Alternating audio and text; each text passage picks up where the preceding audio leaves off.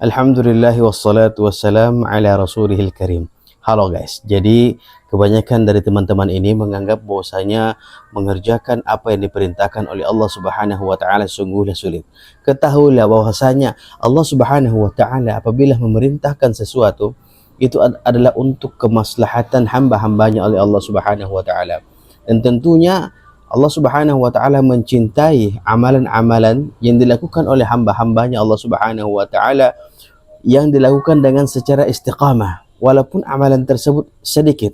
Oleh karenanya baginda sallallahu alaihi wa ala alihi wasallam menyampaikan, fa idza nahaitukum bi syai'in fantahu, apabila aku telah melarang Anda, melarang bagi hamba-hambanya Allah Subhanahu wa taala sesuatu, maka tinggalkanlah.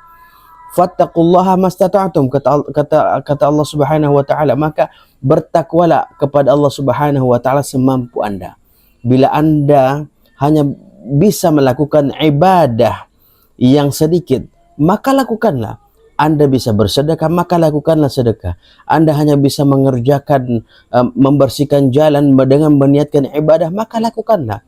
Karena Allah Subhanahu wa taala mencintai hamba-hambanya Allah Subhanahu wa taala yang mengerjakan amalan tersebut dengan continue, ya, dengan istiqamah. Jangan menganggap bahwasanya syariat Islam ini sangatlah banyak sehingga ia tidak mampu melakukannya. No, jangan menganggap seperti begitu.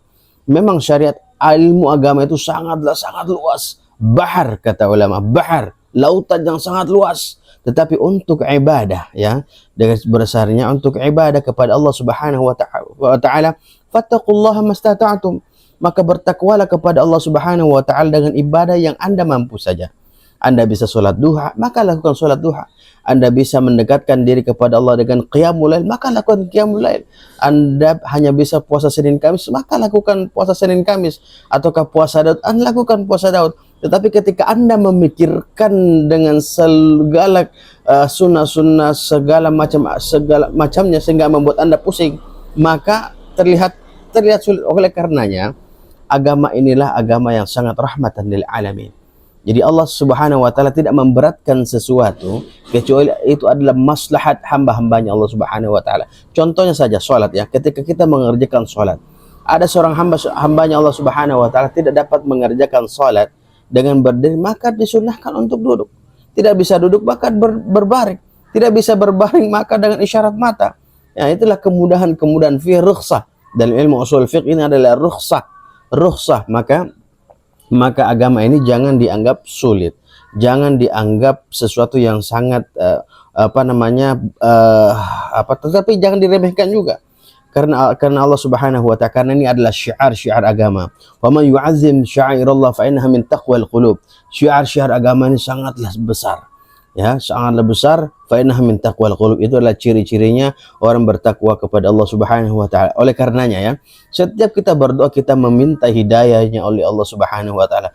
Ihdinas siratal mustaqim. Setiap kita salat, kita membaca Ummul Kitab, Fatihatul Kitab, surah Al-Fatihah, kita berdoa kepada Allah agar diberikan hidayah, diberikan taufiknya, agar senantiasa setiap harinya kita bertambah keimanan kita, bertambah ketakwaan kita dengan melakukan amalan-amalan yang diridhai oleh Allah Subhanahu wa taala. Intinya fattaqullaha mastata'tum, beribadahlah kepada Allah, tingkatkanlah ketakwaan Anda kepada Allah Subhanahu wa taala dengan ibadah yang Anda kuasai, yang Anda bisa bersedekah, Anda bisa sholat nawafil, lakukan sholat nawafil.